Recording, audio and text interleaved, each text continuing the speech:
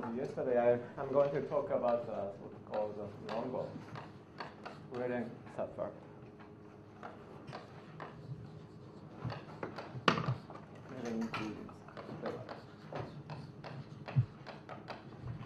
So this is supposed to be the subfactor version of quantum double, what's called quantum double. And nevertheless, let me start with asymptotic inclusion. It's supposed to be something equivalent to the Longo-Reden subfactors.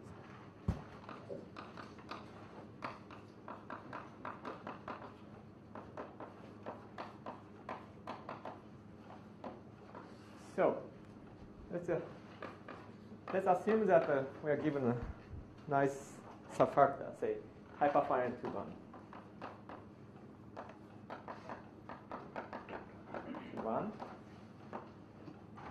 And say, let's assume finite depth.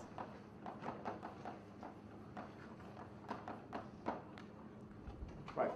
Then Popper's old results show that, say Popper, you have a nice tunnel in the following sense. So starting with the inclusion here, what's the right number? This should be M0. So this is M minus 1.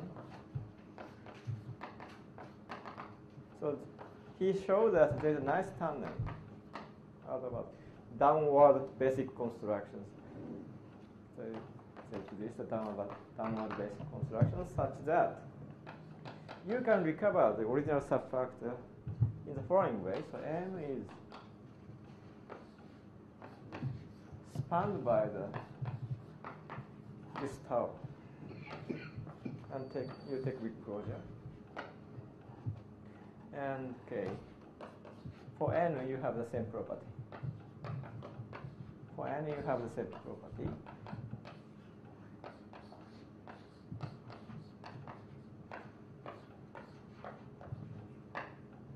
So this is the way Popper classified finite depth subfactors, right? So now you see that here you have a standard invariant, something like standard invariant. More precisely, so if you know the J operator of a 2n factor, then you have the following. So you don't write this Oknian? Oknian? Well, did he state this first? Oh yeah, probably.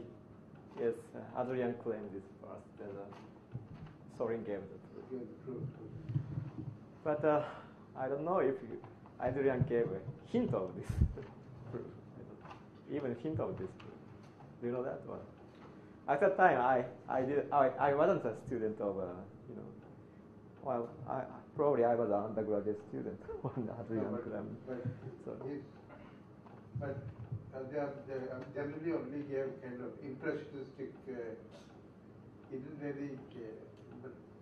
Yeah, but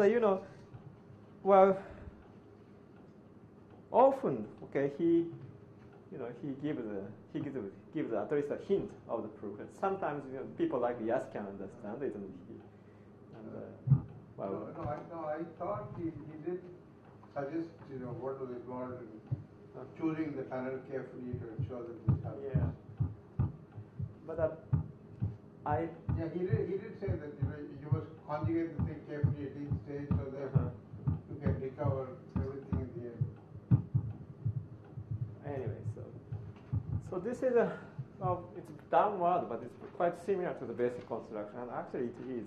Well, if you start from here, then it's basic construction. That's one way of saying that. But another way is that.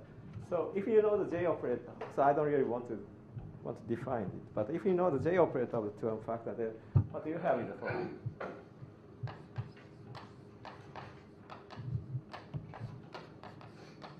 So this is nothing but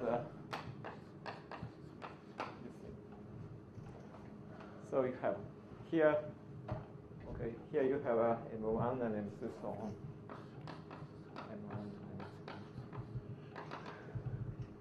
M2. And the same thing is true. In this case, this is not really okay. This should be so this way. What's in the right?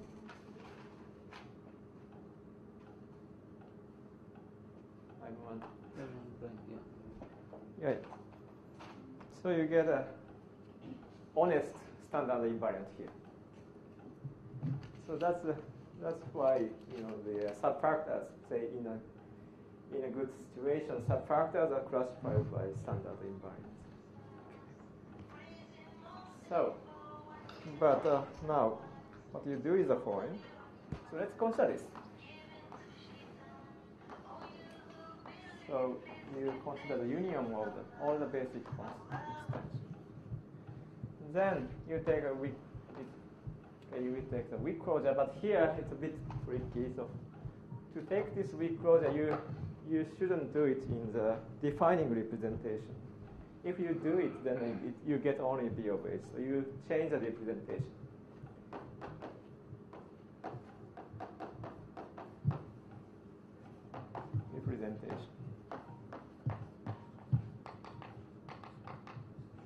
So on this union, you have a nice trace coming from MN. Then you do GNS constructions. So you go to a different representation and you take the trace. Right. And also you So you don't take L2A of this union and with respect to the canonical trace, you don't. You what do you it. mean that in different So this, okay, as I told you, so this thing has a canonical trace. So you do DNS construction. Well, what I'm saying is that, okay, you can have all of these things in the L2 space of M. Oh, okay. Because of this using J operator. So you first construct M minus N, then by using J operator, then you get a basic construction here. So you can have all of these things in the L2 space of M. But if you just take union and you take the closure, then you get B of H in that space. So that's a bad mistake. So you take a trace. That's the right thing to do. Then you also consider this.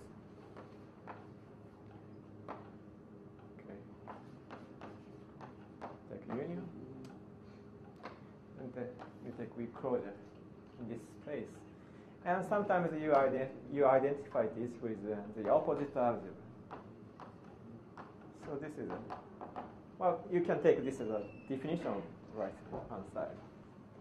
But when you are given an algebra, there is a proper definition of the opposite algebra. But I'll use that later. But here, this is just the definition of the right hand side. Then, okay, if you consider the von Neumann algebra generated by M and this M, the opposite of M, then it factors. Then this factors the tensor product, von Neumann algebra tensor product. So here you have a new inclusion. Okay.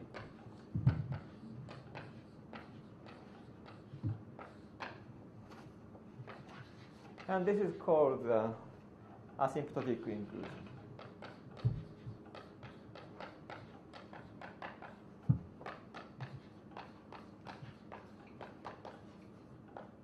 Okay. And I think Adrian first introduced this asymptotic inclusion. So, okay, we started from subfactor n in M. Then naturally you have a category. You have the category of MM bimodule.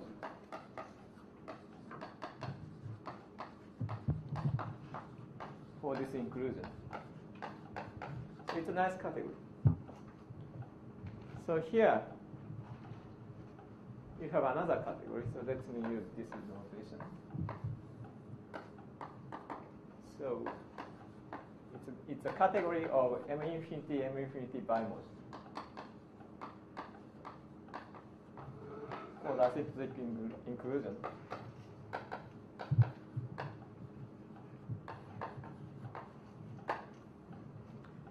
So what Adrian claimed is that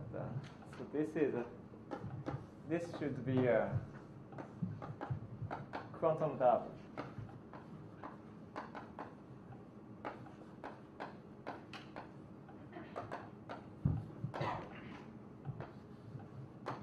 Of the original category here, and without giving any proper definition of the quantum double. But if you look at Evans and Kawakigash's book, then you can find Okunian's argument. So he managed to compute, starting from the information of this category. So he managed to compute the principal graphs of the asymptotic inclusion, and he showed that this has a nice braiding. It's a modular tensor category, so-called braiding with non-degenerate braiding, whatever it means. But he didn't specify in what sense this is true. So the question is, in what sense?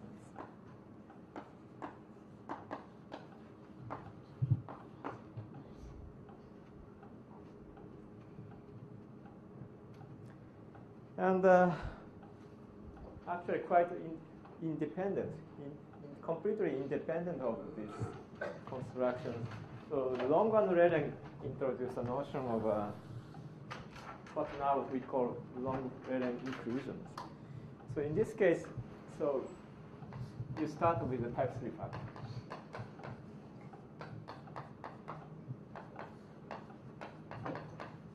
And you start with well, you don't need to start with a subfactor. You just start with a category of endomorphisms.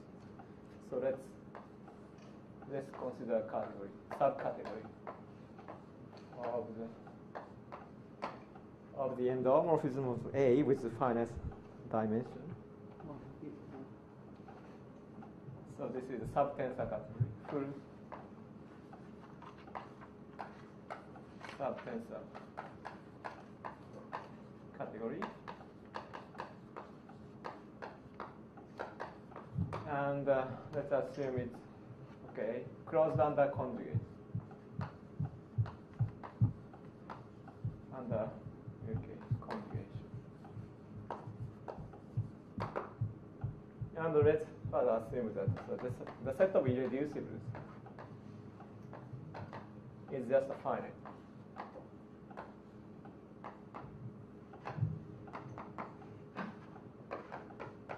Assume that this set is finite.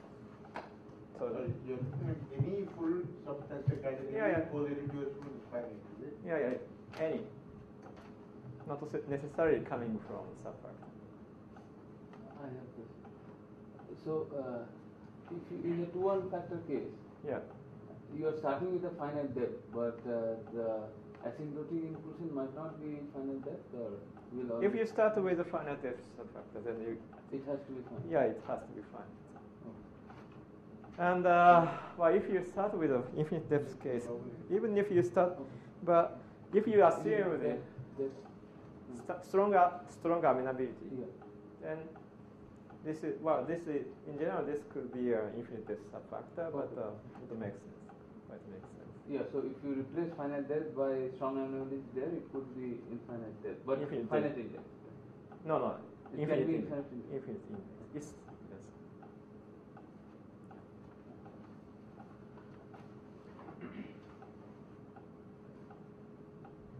Right. So you start with this, then yes. Yeah, let me fix some notation. Yeah, I need a structure constant. So for example, I need a structure constant.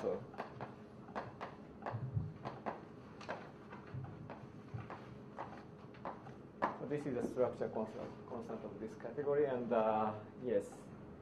So I need a distinguished element. So there exists E in the index set, so that so this is identity, and I need a conjugate. So I use this arrangement of the index.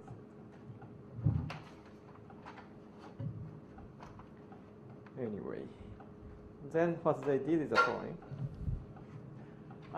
So first of all, in algebra, well, I already used this kind of abuse of the notation, but in algebra, when you are given algebra, then the opposite algebra of M is just as a linear space, the same space.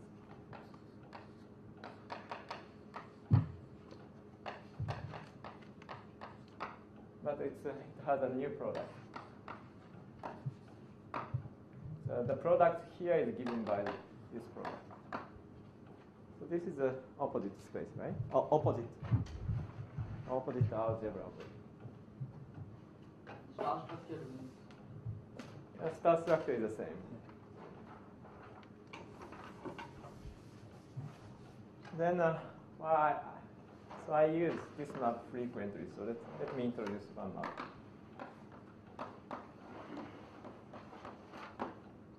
It's an antilinear map, but it's multiplicative. So let me fix this notation. So this is a antilinear, but multiplicative.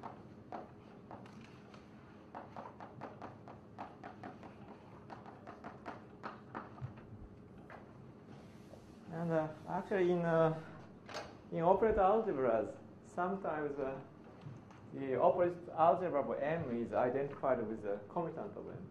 Often it is. So when M prime, it's possible to identify the opposite algebra of M with M prime in the following way.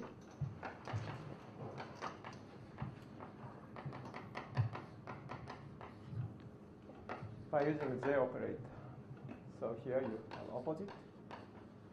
Then you can identify this with, say, this.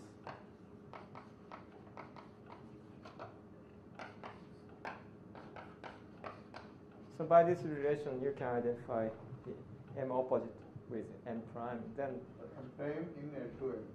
In L2M, in the standard representation. Then, in this case, our J is a foreign. Jx is nothing but the conjugation by modular conjugation. So in this situation, then this J map is given by this form.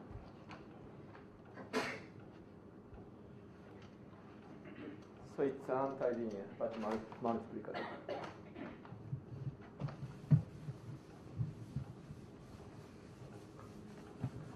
Then log ln considered foreign. So gamma is just a direct sum of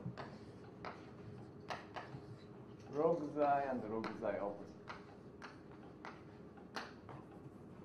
So remember, M opposite is the same as M other space. So if you have a linear map of M, then you have a same linear map.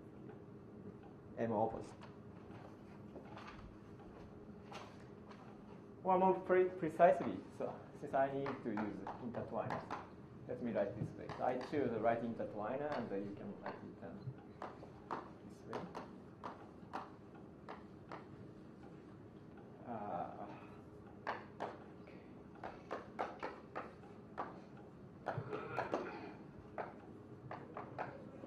So because these are J are isometries of M tensor. Okay.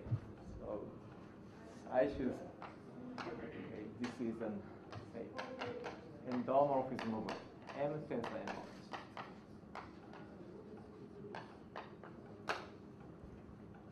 So because these are isometries of M tensor M opposite, and they have mutually orthogonal ranges, and the sum of the range projections is 1. Right.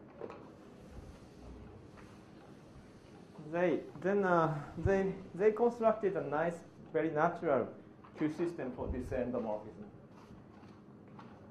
Actually, they are working on the net of subfactors and so quantum field theory, and I think for them there is a natural, this is quite a natural thing to think of. So what is psi? That P of psi that you. Oh, so you choose. Well, this is a. So I said that the direct sum is defined up to equivalence. So when you write down the direct sum in this category, then you need to choose isometries.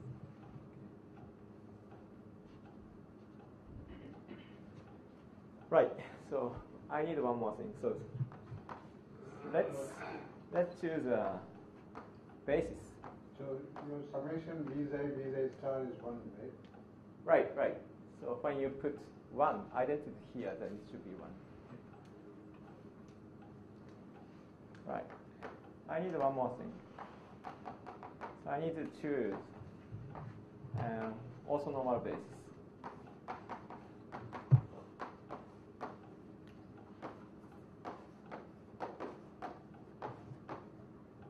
So 1, okay. So I choose also normal basis and I define this capital T by this formula.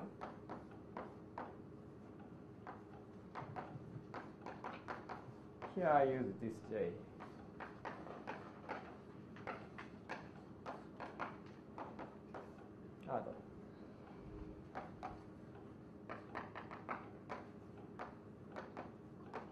Then the nice thing about this operator is that this does not really depend on the choice of the basis which I made, because J is antilinear. Okay. J is antilinear, and this is also normal basis. So this doesn't depend on the choice of the basis. It's canonical things. Right. Visa is from exile is from.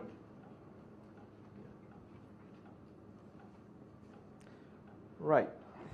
So I got enough ingredient, I think. Yeah. So their theorem says that following.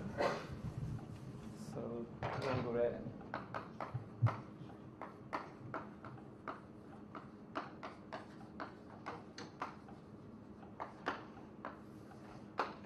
So if you think this triple, so B is B, E, and W is a bit complicated, but it's quite explicit.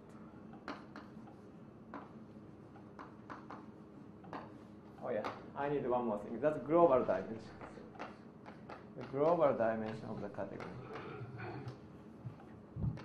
Well, instead of writing log Z here, let me just put Z. Okay, it's the dimension of log Z.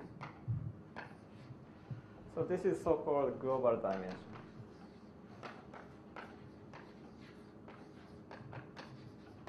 Of the category C. I am very confused about J of T zeta xi eta. Here? Yeah. So that inside is an element of, inside is an element of intertwiner space. Yeah, yeah. Okay, and over that. So this is, okay, this is in M. Yeah. This is in M, so as I said, M and M opposite are the same.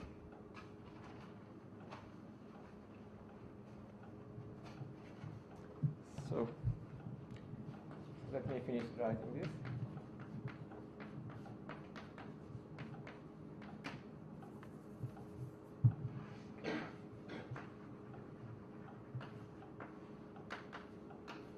It looks a little bit complicated, but it's a canonical thing to think of. If you believe that there is a Q system for gamma, then there is you cannot think of nothing else. Or you can think of only this.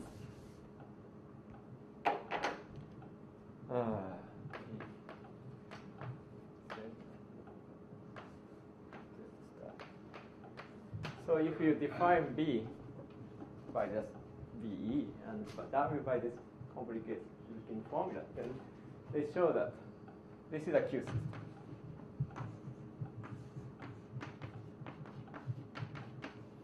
In the sense that I defined yesterday. And this kind of thing also appeared in Okniano's connection paragraphs. Is it linked or? Okniano's connection paragraph? Yeah, this square root of these ID. Oh yeah, this often appeared though. Huh? Yeah, yes. This already appeared yesterday, right? Yeah. When you think of the normalization of the Frobenius reciprocity, then this kind of thing appears. It often appears. So now our situation is the following. So yesterday I showed that once you are given a Q system, then you have a subfactor in a canonical way. So let me use this notation. A is tensor product of n and n opposite. then there must be a subfactor for this, okay, for this Q system. And remember the definition of the subfactor is the following. So it's a set of X in A satisfying the following two relations. Let me use a capital letter.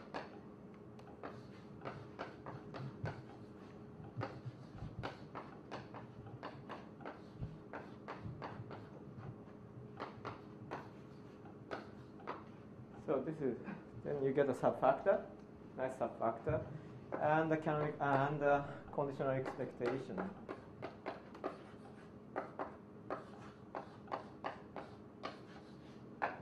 Okay, remember we have a very explicit formula of the conditional expectation. And actually, so this E turned out to be a minimal conditional expectation. Conditional expectation.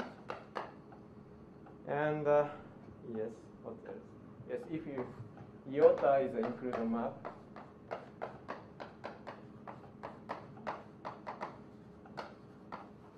then iota bar is the same thing as a gamma defined here. And moreover, since okay, the basis also one element basis, right? So this is a basis. Yeah. Nice. You have a nice single element basis for E. So it means that actually, so B is just a okay. A is okay. No. Sorry. This is a basis for E, and this is a basis for another conditional expectation. Well, I define F as well. So F is a conditional expectation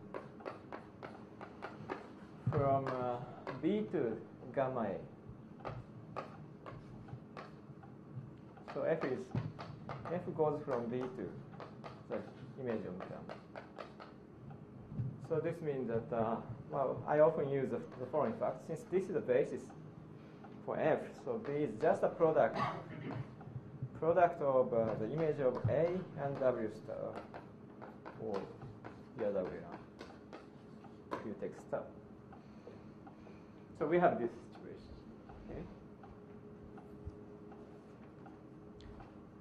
And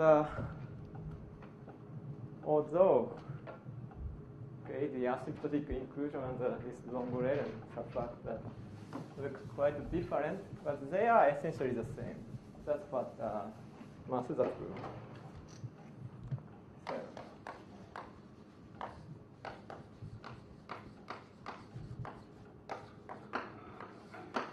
that's a bit tricky. If C is okay, it's a bit tricky thing. Well, let me write the statement first, then I'll explain. So starting from C, coming from the MM5 modules.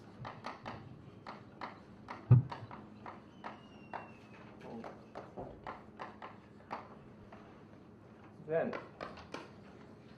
the basic construction. This is the basic construction.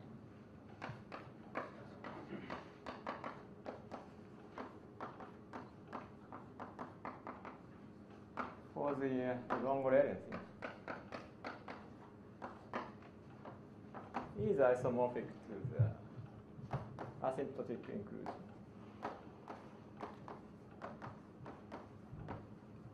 But it doesn't quite make sense. I'll explain what it really means.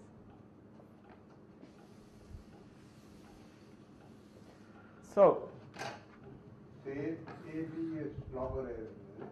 Yeah, so it doesn't quite make sense as it is. So I'll explain. So starting from, say, hyperfinite two buckets, finite pairs. Okay? Then you get some category, nice tensor category. Right?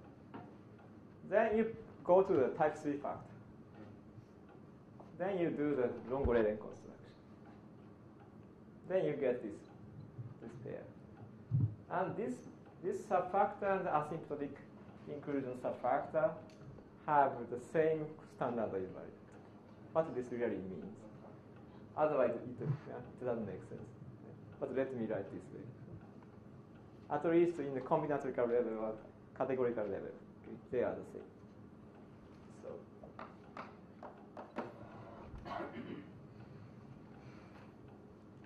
So that's what Masuda showed. Actually, this kind of thing already appeared in Okunian's not paper, but well, probably you can see this kind of thing in advanced curve figures.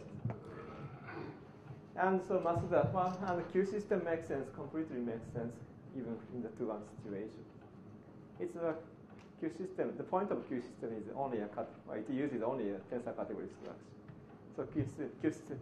So the notion of Q system makes sense only for the category of bimodule for 2 and 5. So what Masuda showed that. Okay.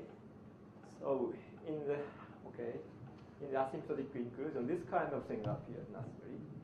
And of course, there is a Q system associated for this inclusion. And Masuda identified the Q system for this and that. That's what essentially he does. So you start with the 2-1 subfactor, yes. Any name? Yeah. The composition of iota and log Z tensor identity. Okay. Eta. The composition of iota and rho E tensor identity. So let's compute this the dimension here. It turns out that it's if Guzai and eta are different, it's 0. And if they are the same, then it's 1. So especially it turns out that the self-intertwiner space of this thing has dimension 1. It means this is irreducible.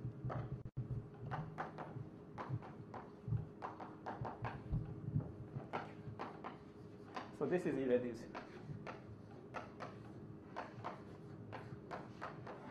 This is irreducible.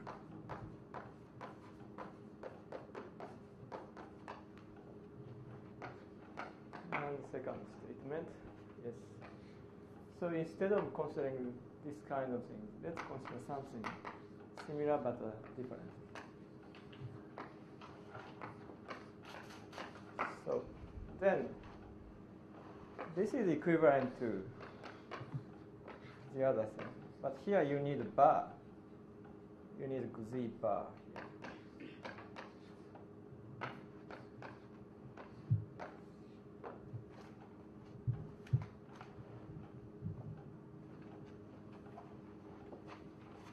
So this is a fairly easy computation.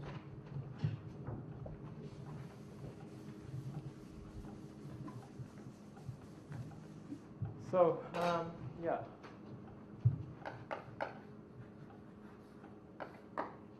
To save time, let me use the following. Okay. Let me use the following notation. So, today I don't really use inner product at all. So I use this notation.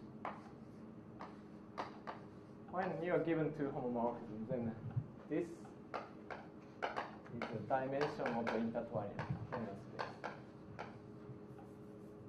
So let me use this notation for today, because I don't really use inner product today, so there is no danger of confusion. Now, we just compute the dimension here.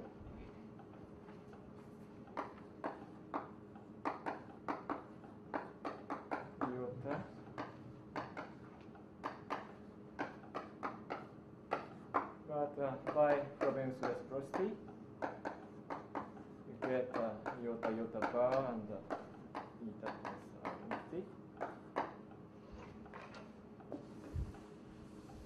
And by definition, this is say Guzzi zeta tensor zeta opposite.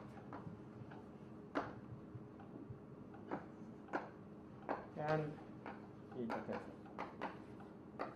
But look at here. So since we have a second tensor component, so this survives only if zeta is identity. So you get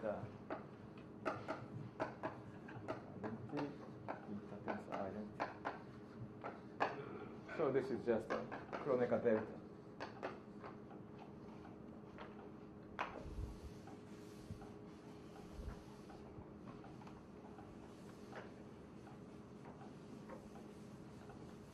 So the first statement is done.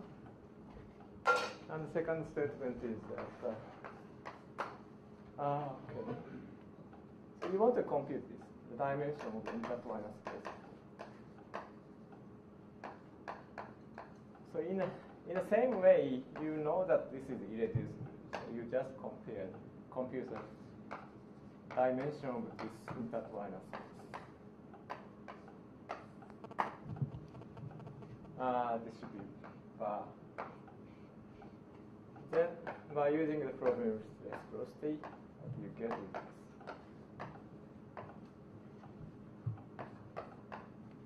Iota iota bar. So by definition, this is 1.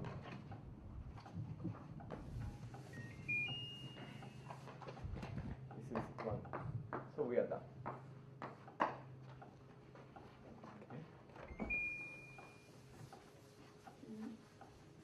So this is a very simple computation.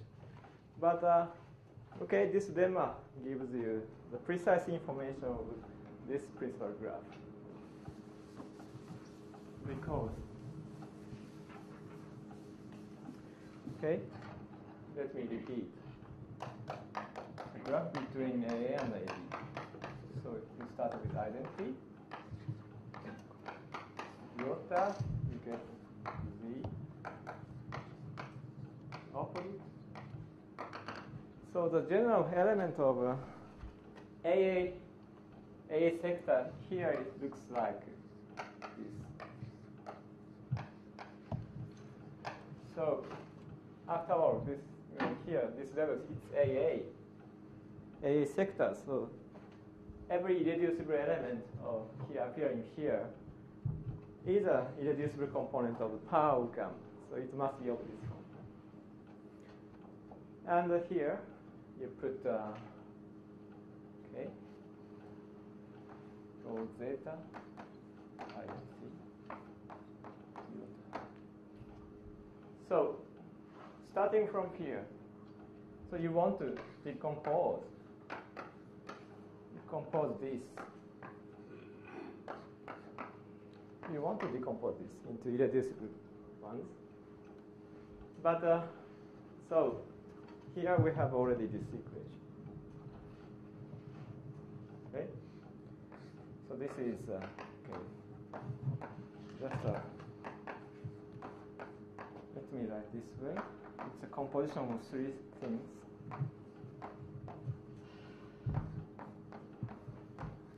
So here I use this equation.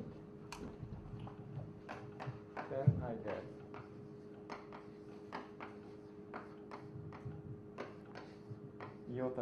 eta bar here.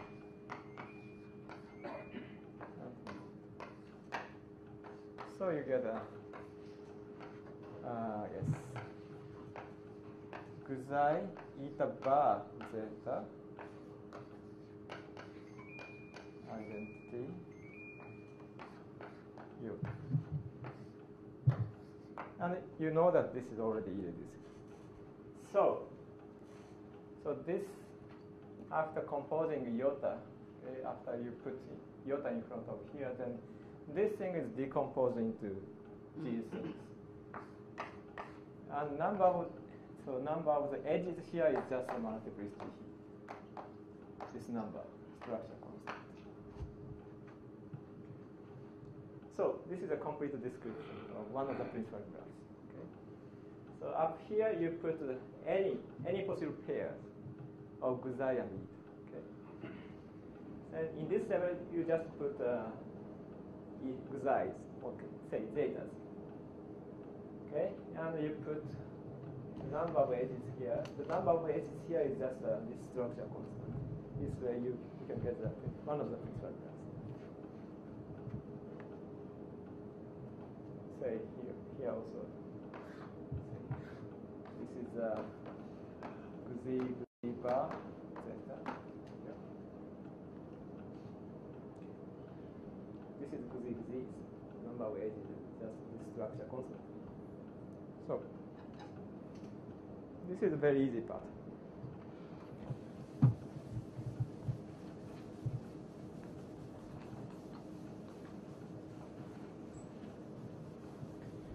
And of course, the main part is the other principal graph and the MPV pi module.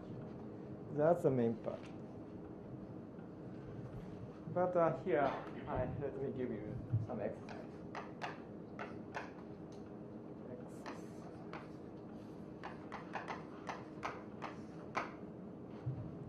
So let's start with the depth to inclusion. So depth to irreducible.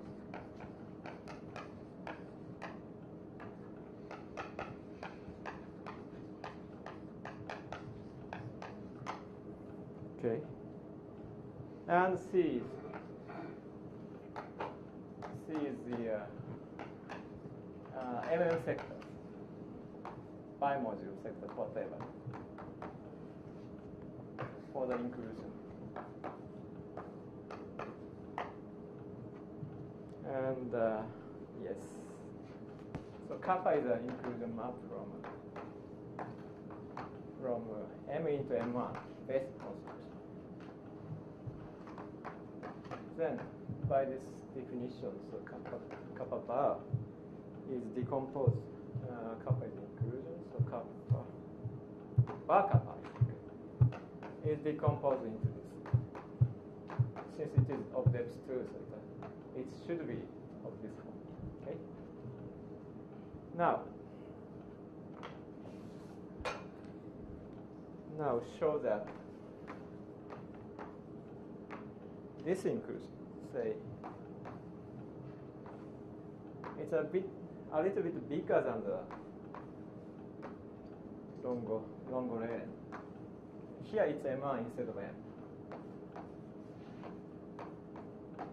So show that this is of depth.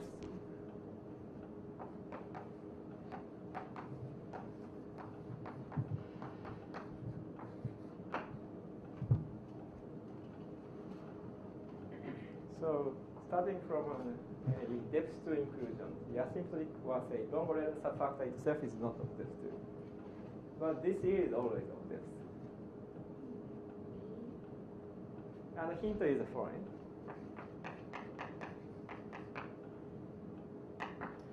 So, hint, okay. You consider this. Iota is the inclusion map of B into A. And this is nothing but the inclusion map of B into M1 tensor M1. This is the inclusion map. Then compute this dimension. Compute the dimension.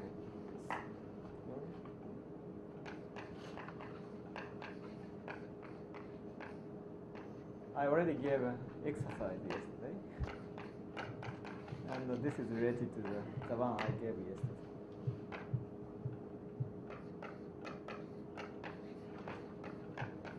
Once you know the dimension of this thing, then you can see if it is depth 2 or not. Okay. So you compute this. Or by probability reciprocity, then this is the same as, say, kappa bar kappa. It's an identity. Here iota bar comes. And this is iota bar, kappa bar kappa identity. Right. Now it's pretty easy to compute this dimension. And yesterday I gave a criterion of depth 2 by compute. Well, you can show something is of depth 2 by computing this kind of things. Right.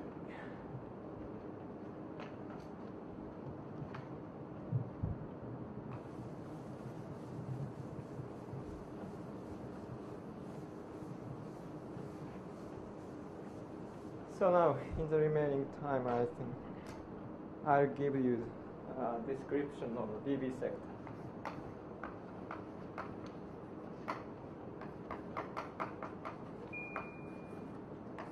CB path.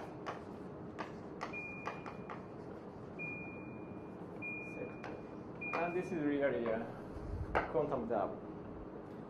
So I start with the following observation.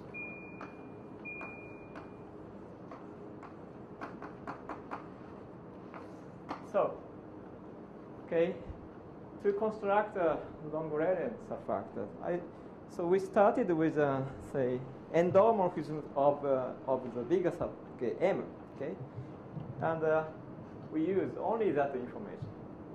But here, somehow we want to construct enough endomorphisms of B. So, okay, in A, so there are a bunch of endomorphisms, but in B we don't know. So the canonical way to construct endomorphism of B in that kind of situation is that you want to restrict an endomorphism of A to B, but usually it doesn't give you any endomorphism, right? You don't know really. You don't know if the image of that restriction is in B. So, but and for that you need the following observation. So, assume you have an endomorphism of A with finite dimension. Okay, assume you start from here. Then, if a unitary U which exchange, I don't remember which order, yes. So it's an intertwiner from, say, nu gamma to gamma nu. So it's exchange nu and gamma. If a unitary U satisfies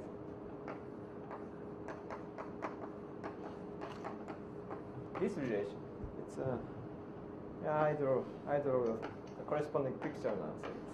So it's a very natural thing. So assume that there is a unitary intertwiner, okay, satisfying this relation. Then, so you easily see that, okay?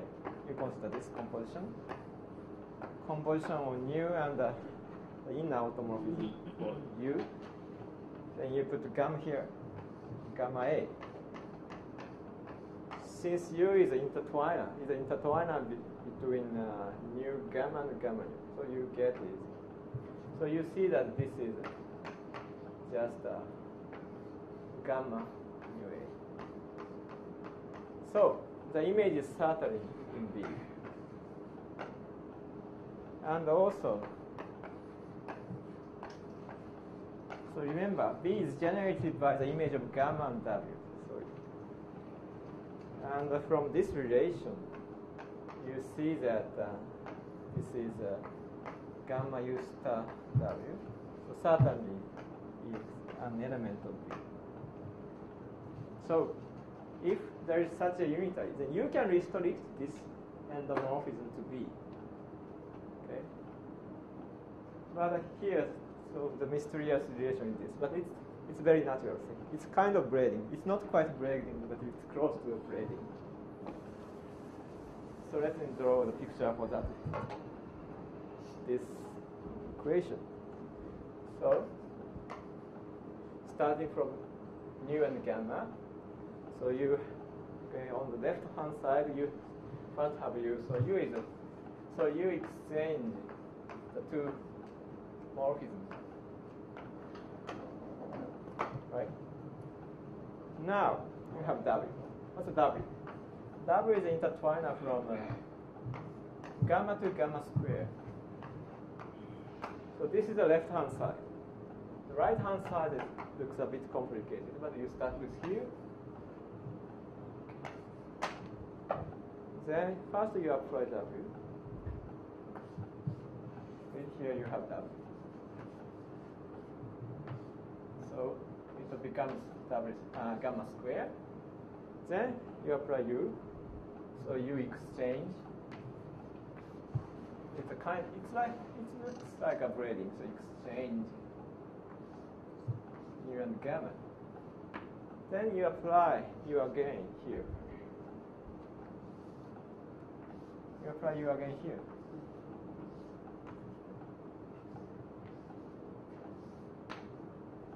it's like a braiding. This U is like a braiding. So you allow you to put this string down here, okay, below W. So starting from here, you put this string, and until it will get below W, then you get this picture. So it's something like a braiding. It's very similar to what's called braiding fusion relation. So it's very natural thing. So this observation says that if you have such a unitary, such a unitary, then you can restrict this endomorphism to B. Now the problem is how to find these things.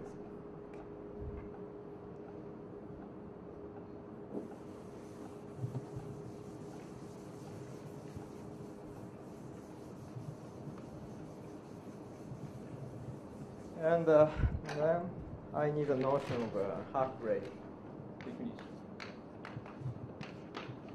So let sigma be in the categories, our category. So it's a direct sum of our irreducible log size. Okay. So it means that this decomposed into our irreducible, say, with multiplicity energy. Okay. Then a half-braiding.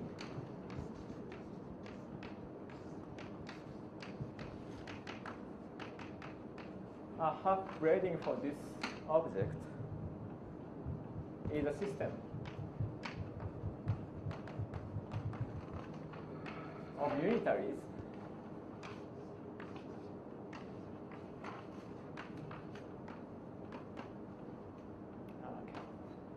So it's a system of unitaries,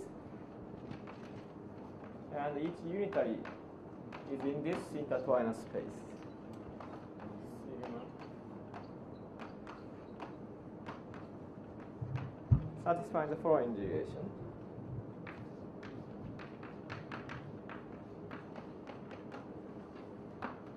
So for any t, it's an intertwined here. So for any xi, eta, and zeta, for any intertwiner in this space, okay, let me just draw the picture. The same picture there. Although the legs are different now.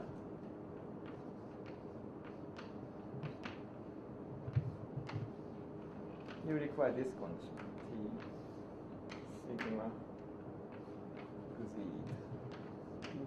This is equal to sigma zeta. You apply t, then it becomes xi eta. And here you put half braiding.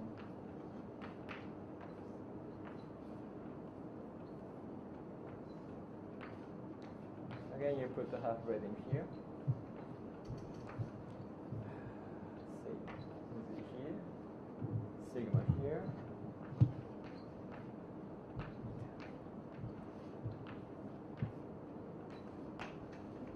I think it's correct. Okay. So, should that gamma square be gamma or W? No, on the left hand side. Left hand side. Yeah. Oh yeah. Yes. So the only difference is this is a picture for A. So M tensor M opposite. But this is a picture for M. These things are endomorphism of M. Right. So this is the definition of our definition of the half braiding. And as you can imagine, if you are given half braiding, then you can construct such a for what? Yeah, I'll explain that.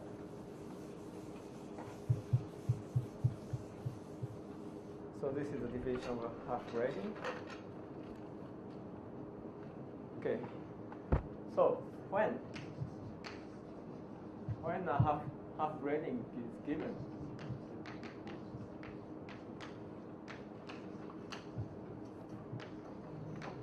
is a half braiding.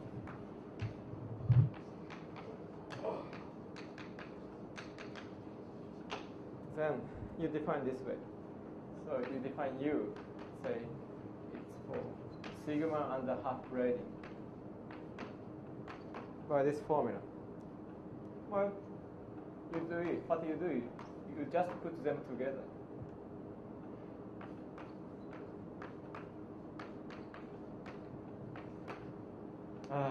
Yes. Sigma is identity. We put this, you put them just together. Then, this is a unitary.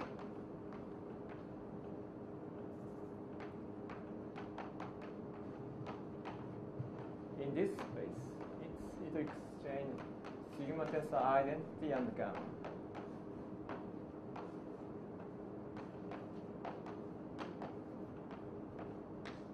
And satisfy this relation.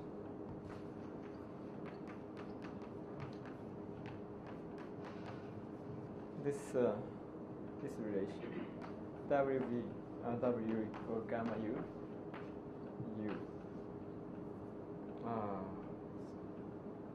Yeah, I think this is correct. That. So this relation. So starting from a half braiding, then you can construct such thing for sigma tensor identity. Now, nu is sigma tensor identity.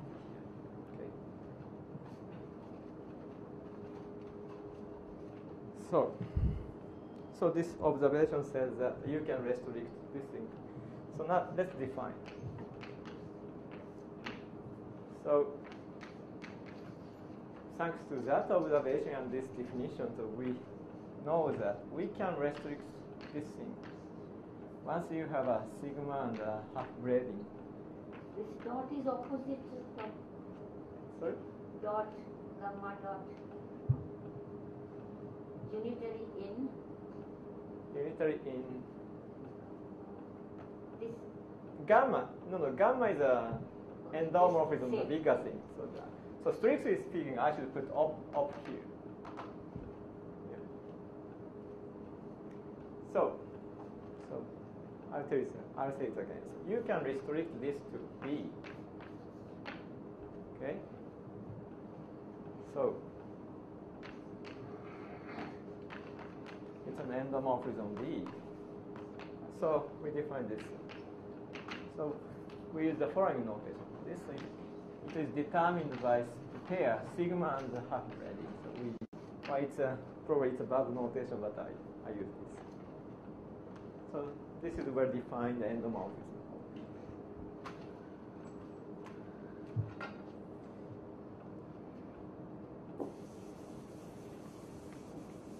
Then by construction, so what we see is that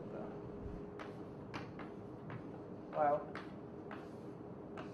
for example, by construction we know that this is gamma sigma tensor identity X, and if you apply this endomorphism to W, then you get U star W.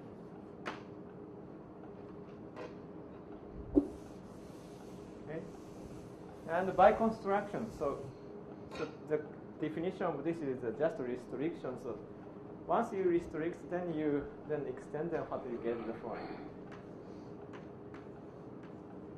So this is an endomorphism of B, so you can compose it with iota. Okay, then its class is of course the same as this class.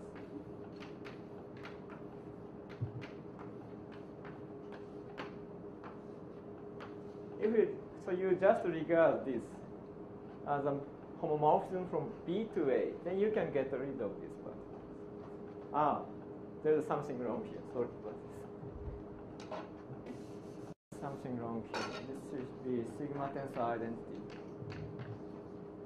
Okay, restricted to B. So anyway, so by construction we have this. Okay. So if sigma is decomposed like that, then this is nothing but n to z tensor identity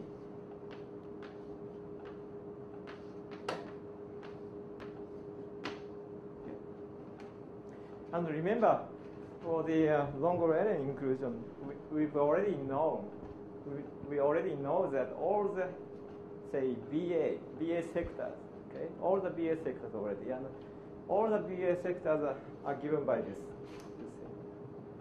So it means that with this homomorphism with composed with iota is decomposed into our BA sectors.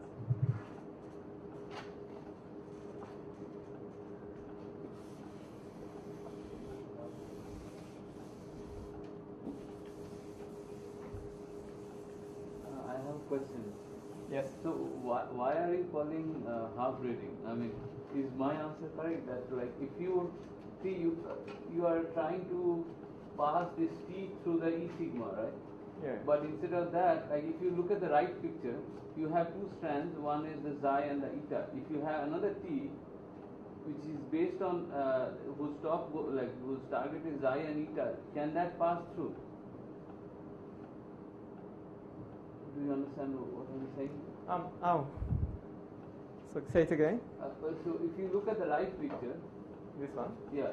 So there are like the inputs are coming from zeta, xi and eta. No, from the bottom. From the bottom. Yeah. So if you attach another picture there, can it pass through on the top? Yeah. No. No. So usually when you say a braiding of a tensor category, Yeah. of course it satisfies the braiding relation, Yeah. but it also satisfies this kind of a braiding fusion relation. Yeah. And in the usual definition of the braiding, then the relation is symmetric. So you have this kind of thing, xi. Then, but in this case, sigma is fixed. Sigma is fixed, and you vary z. Okay. So in a sense, this is just a half set of the usual definition of the braiding. That's why I call this half braiding.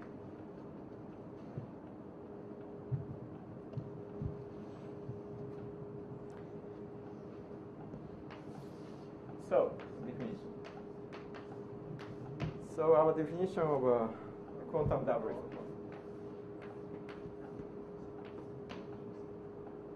So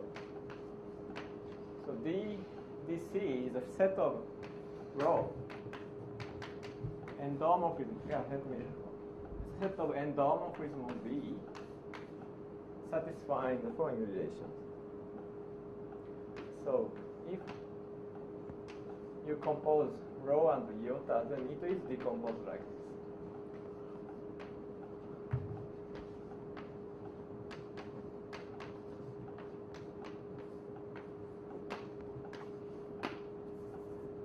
So we define this category. Okay. Then, we've already seen this. Okay. So this belongs to the double, what we call double. And another thing is that, so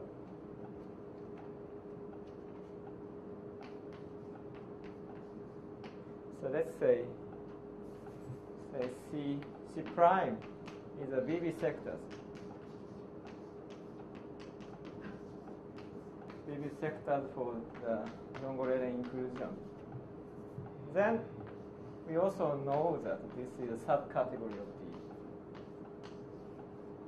The reason is that, as I already told you, so we've already decided the structure of AB bimodule, or say AB sectors. It should be of this form. Okay. So starting from say such an endomorphism, BB endomorphism, you compose it with iota, then it should be decomposed into these guys. So it seems this is the right thing to think of.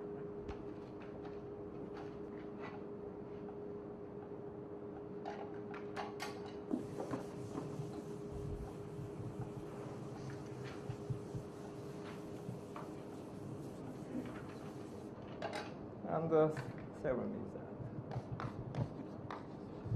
that. 7. So for any row in this category, there exists sigma in C. This is our original category, and the half braiding.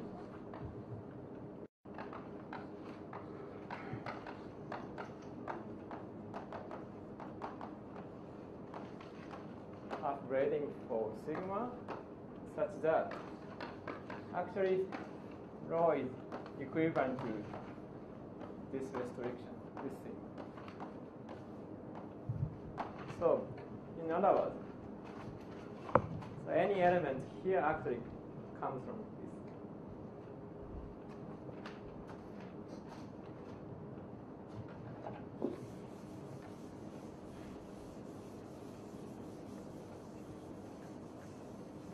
Okay, I have just 15 minutes. So my original plan was to give at least the outline of this, the proof of this, but yeah, I don't think I have enough time to.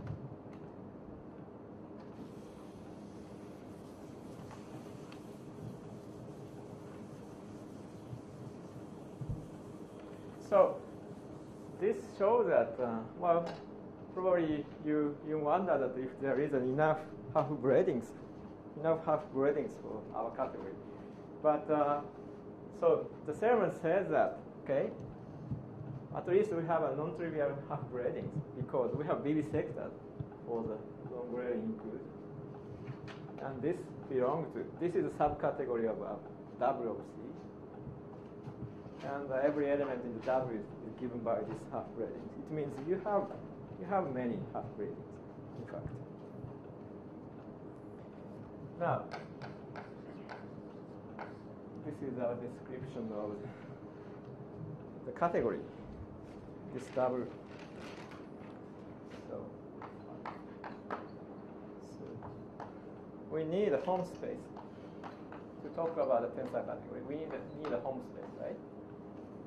Say.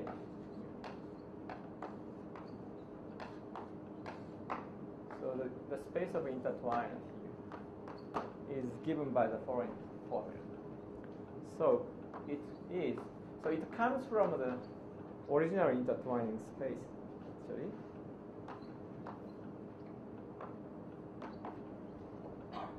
So T is an element. T is an element here, the intertwiner between sigma and mu. But you need an extra condition.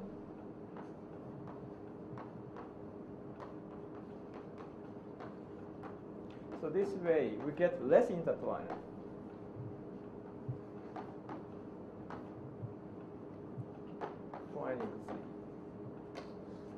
So this is the description of our new home space.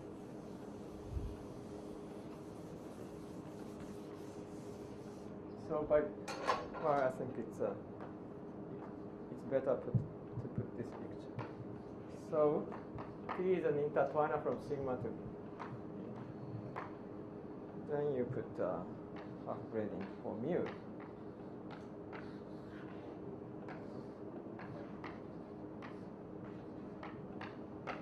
And this should be equal to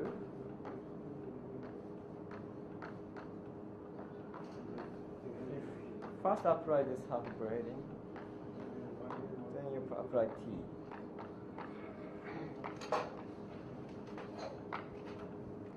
So this is the description of our home space. And also,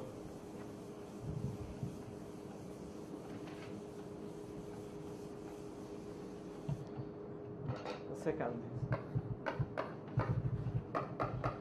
with the braiding.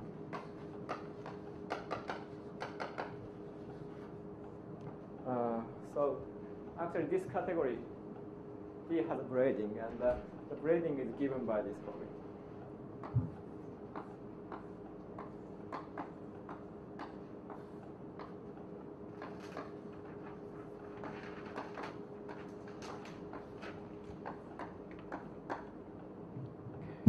It's difficult to remember, but it should be.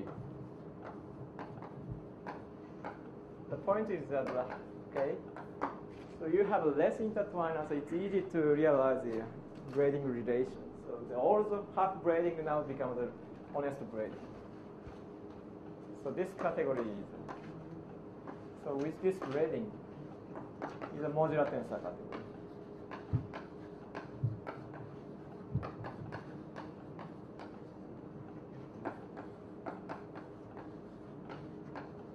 So I don't really want to give you the definition. It's a category. It's a category with a braiding, and whose S matrix is unitary, non-degenerate.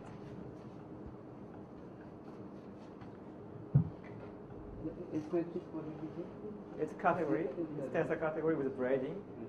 Then, if you are given braiding, then you can construct the S matrix and T matrix. Then the S matrix is non-degenerate. It's unitary up to normalization.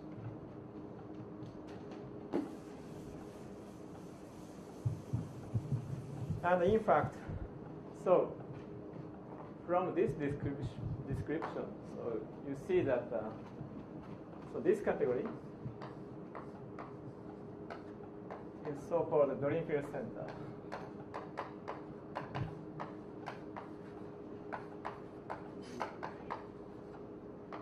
Of C. So given a fusion category, okay, there is a construction called the Dorian field center. So it essentially says that what you do is you just consider pair, every pair, okay, of your object and half braiding. Okay. You consider every pair of object and half braiding. Then you declare that your new morphism space is this T in the old morphism space, satisfying this relation. You declare that. Then in that way you get a new tensor category, and it becomes a modular tensor category. That's what Dorian field center is. So if you start with the representation category of Hopf algebra, then Dorian field center gives you the representation category of the quantum dot. So so if you start with the representation category or depth to inclusion, then this category gives the representation category of the quantum dot, honest quantum. Right. So here everything is working with finitely many irreducible positive C. Right? Yeah, right. Right. So, where I should read this? Okay, I'll give you a bad example. At the end of my talk, I'll give you the bad example. Yeah, well, worst possible example, but that way probably it removes your confusion.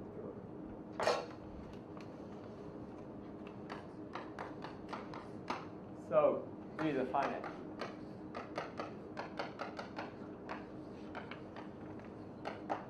Okay, and alpha is an action.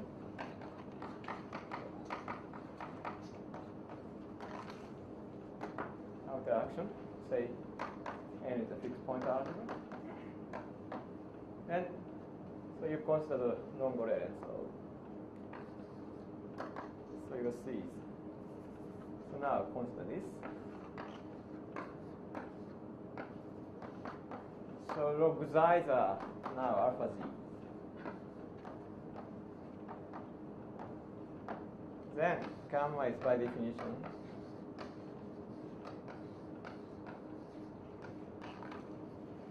alpha z tensor alpha z opposite. So it means that gamma is decomposed into one-dimensional sectors. So from this, you see that B is nothing but a fixed point algebra. Here the action is a diagonal action.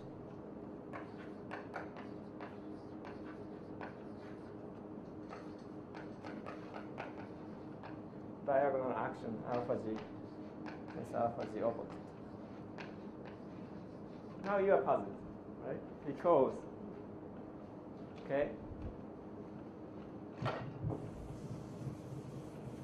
because if you consider, say, BB sectors associated with this inclusion, say, in my notation,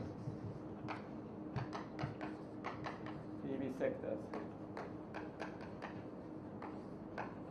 for the inclusion here, then you already know that this is nothing but the representation category of Z, right?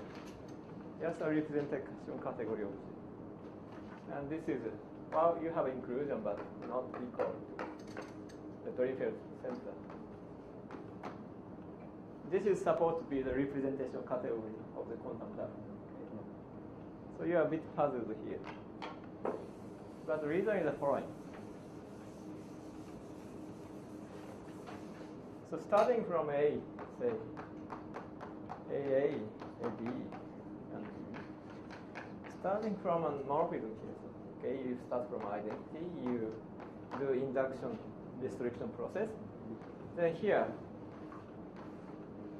you have only here you have a depth to inclusion in this particular example.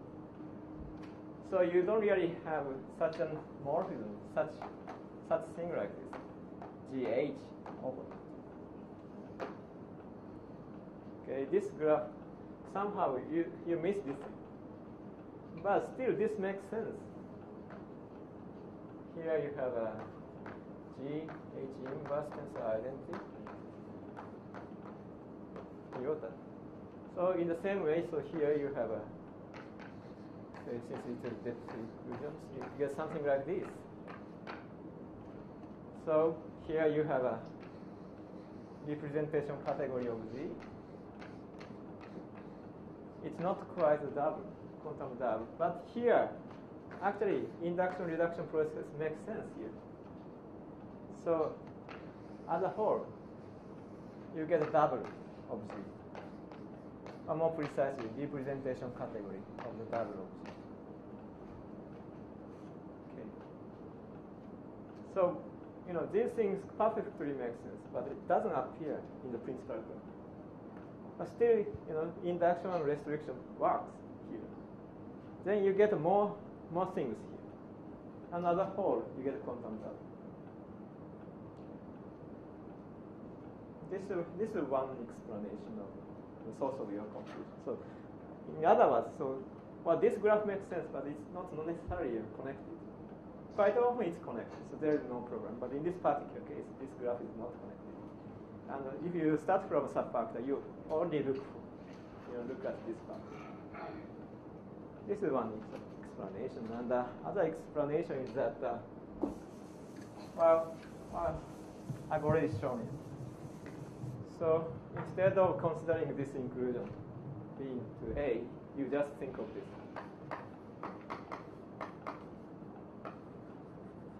You just think of this. Then you consider, say, this BB sectors for the new inclusion.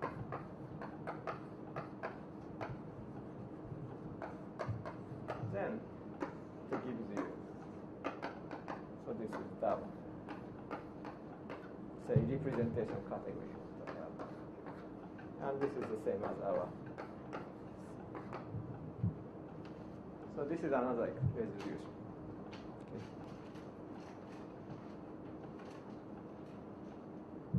Okay, so I stop here.